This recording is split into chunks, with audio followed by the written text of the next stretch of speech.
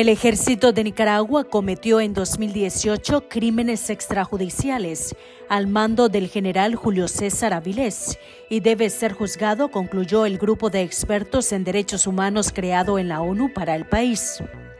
Por primera vez, los expertos lograron reunir evidencia que muestran que el ejército nicaragüense participó junto con la policía y grupos paramilitares en la violenta represión contra las protestas masivas de 2018, que dejaron más de 300 muertos, una implicación que hasta el momento había negado.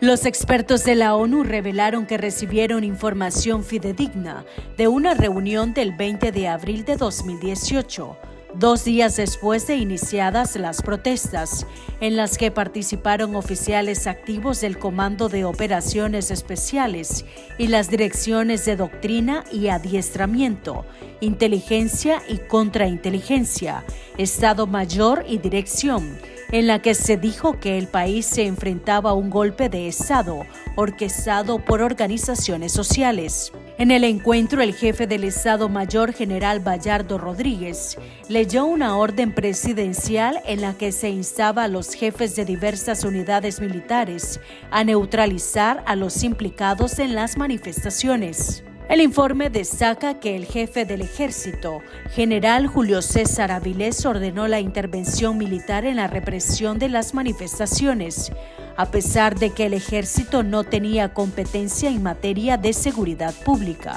con pleno conocimiento de que la intervención de personal militar podría resultar en pérdida de vidas, todo orientado por Daniel Ortega. De esto a nivel operativo es en este momento muy difícil de establecer, dado que a nivel operativo tenemos algunas informaciones sobre algunos actores que estarían utilizando algunas técnicas y algunos métodos que son particulares para el ejército, es decir, a nivel de del que apunta el gatillo, la información todavía es escasa. Pero lo más importante en este momento es que podemos establecer que haya contingentes que han sido movidos del ejército de parte del alto mando del ejército hacia las operaciones que estaban y son responsables de las ejecuciones extrajudiciales en la primera fase de la represión, de las 4 fases que hemos identificado en nuestro informe.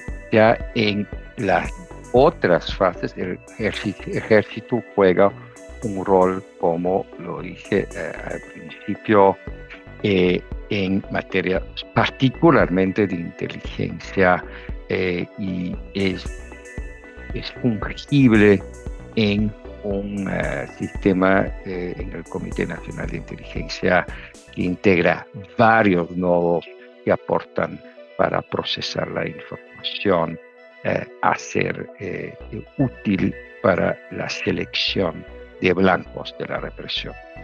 El grupo de expertos expuso una red de inteligencia y vigilancia creada por la pareja dictatorial Daniel Ortega y Rosario Murillo para monitorear no solo a personas opositoras, sino a toda la población.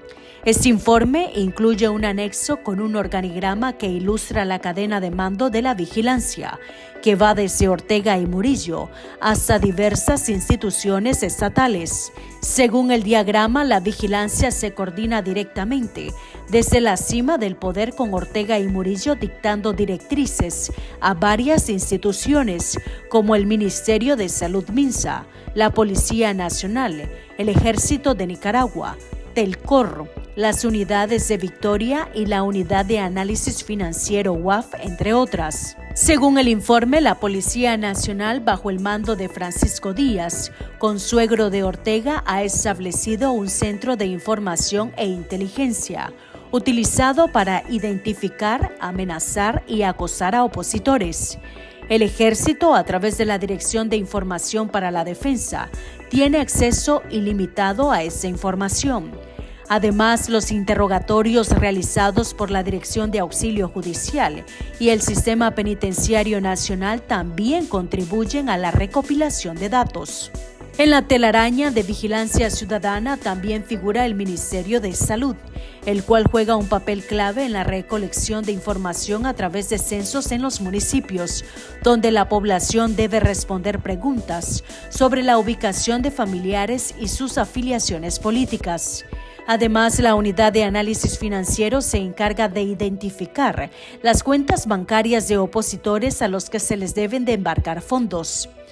El GREN señala que Telcor también juega un papel fundamental, interceptando ilegalmente las comunicaciones de opositores. El diagrama revela que Telcor alberga granjas de trolls que trabajan desde el Centro de Convenciones Paevani, INATEC, las instalaciones de la Corte Suprema de Justicia y desde Telcor. Estas granjas son controladas por la Red de Jóvenes Comunicadores y la Secretaría Nacional de Organización del FSLN y responden a la vicepresidenta. Acosan, amenazan y desacreditan a los opositores, al tiempo que difunden desinformación, refieren. Y esta maquinaria afecta a los derechos humanos también a un nivel nacional y transnacional. En nuestro informe que vamos a presentar el viernes al Consejo, examinaremos más de cerca detalles de esa maquinaria responsable de las violaciones dentro y fuera de Nicaragua. Ustedes ya seguramente han tenido la posibilidad de ver los anexos al informe publicado el día de hoy para tener una idea de cómo se dimensiona. Esta maquinaria represiva en las manos del régimen de Nicaragua opera con dos grandes conjuntos de engranajes. Uno, es un amplio aparato de inteligencia. El aparato de inteligencia recopila información, vigila a la población y selecciona los objetivos para la violación de los derechos humanos, de los targets. En resumen, este aparato de inteligencia actúa como los ojos y los oídos del gobierno, que permite tener y mantener el control total sobre el territorio de Nicaragua y sobre su población. Y el segundo conjunto de engranajes consiste en una red de entidades estatales y paraestatales que luego proceden a violar los derechos de los sujetos seleccionados por el aparato de inteligencia. Esto se refiere a los distintos gráficos que ustedes pueden ver en el anexo, que identifican en su título el patrón de violaciones de derechos humanos correspondientes que se analiza en el gráfico. El mando de esta maquinaria en total está diseñado y gestionado para operar como tentáculos, es decir, la estructura de la cadena de mando está diseñada para garantizar el control directo de arriba hacia abajo de varios escalones en todos los niveles operativos que ponen en práctica las violaciones, y el mando de esa maquinaria está diseñado y gestionado para fusionar todo. Es decir, la estructura de la cadena de mando está diseñada para garantizar el control directo y pone en evidencia que es un aparato organizado de poder. No creo que haga falta más explicaciones para establecer que estas violaciones de derechos humanos de esta maquinaria en manos del régimen de Nicaragua no solo son generalizadas y sistemáticas, sino son sistémicas. Hasta ahora, 452 nicaragüenses han sido arbitrariamente despojados de su nacionalidad, tras una última acción de este tipo el pasado septiembre, cuando 135 presos políticos fueron expulsados a Guatemala como apátridas. Asimismo, los expertos señalaron que algunas de las violaciones que figuran en este último informe siguen los patrones previos de crímenes de lesa humanidad, particularmente la persecución por motivos políticos. Hasta este informe, y me refiero a las expulsiones, a la imposibilidad de regresar al territorio nicaragüense, a la prohibición de entrar al territorio, lo que limita el derecho a elegir libremente el lugar de residencia y circular en el territorio de un país, y además las personas que fueron desnacionalizadas y cuyos bienes fueron confiscados. Hasta este informe se han documentado 438 expulsiones de nicaragüenses sin el debido proceso legal, que se han llevado a cabo tanto individual como colectivamente. Estas personas a veces son llevadas a la frontera, a veces incluso se les da un dinero y se les hace firmar un documento como que viajan voluntariamente, o se los expulsa por vía aérea directamente por las autoridades, y ahí nosotros en el informe hacemos un raconto de este aparato represivo y cuáles son las instituciones estatales que están involucradas en toda la cadena al proceso de expulsión de las personas, la prohibición de reingreso y la desnacionalización.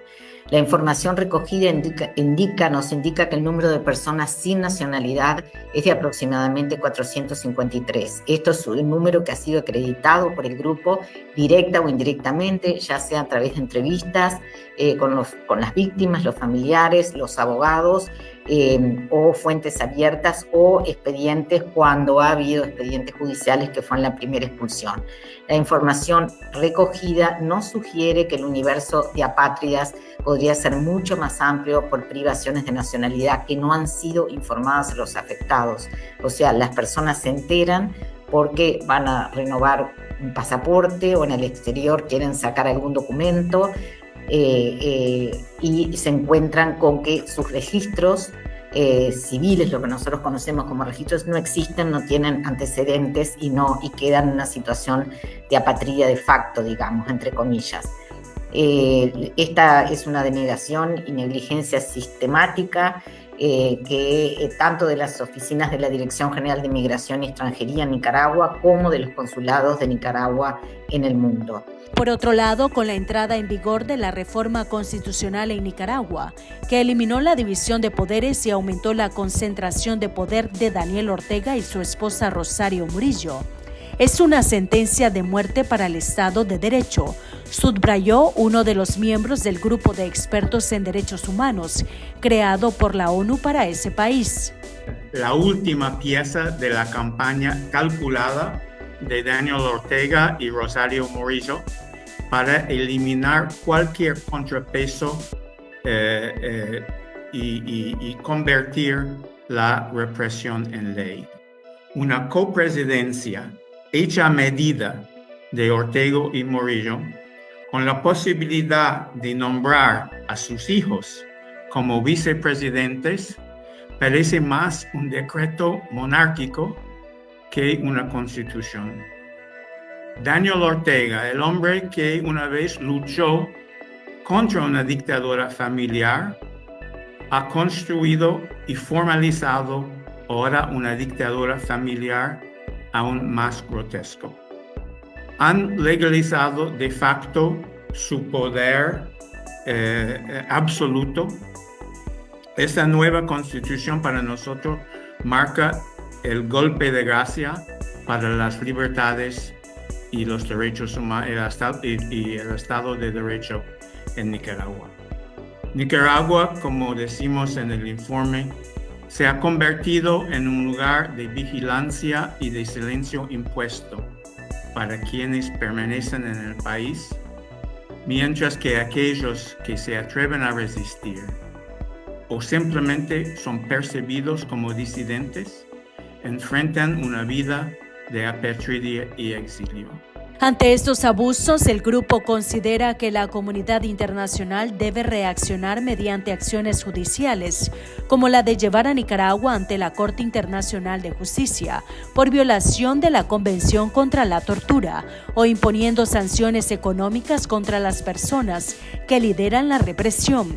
En este sentido, valoraron recientes iniciativas como la orden de captura emitida por la justicia argentina contra Ortega y Murillo o el inicio de investigaciones en Estados Unidos sobre abusos laborales y de derechos humanos en Nicaragua. Y nuestro informe es un llamado urgente a la acción. La comunidad internacional no puede limitarse más a ser testigo. Debe tomar medidas concretas y urgentes, acciones legales, procesos judiciales y sanciones específicas para que el gobierno y los responsables individuales rindan cuentas. El grupo indicó que ha elaborado una lista de personas que, además de Ortega y Murillo, consideran responsables de las violaciones y crímenes y será hecha pública antes de que concluya la actual sesión del Consejo de Derechos Humanos el próximo 4 de abril. Este plazo se ha dado para dar a los implicados oportunidad de responder.